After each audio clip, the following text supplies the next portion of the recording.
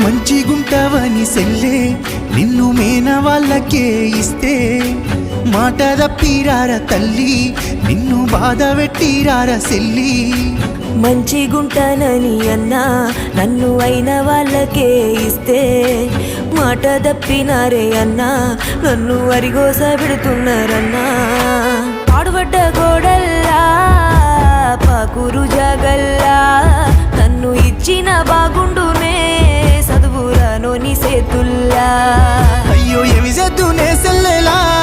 వాళ్ళ గుణము తెలువపాయే నీ మంచి గోరి చేస్తే వాళ్ళకింత భారమాయే రావేమే సెల్లే నీ రాక కొరకు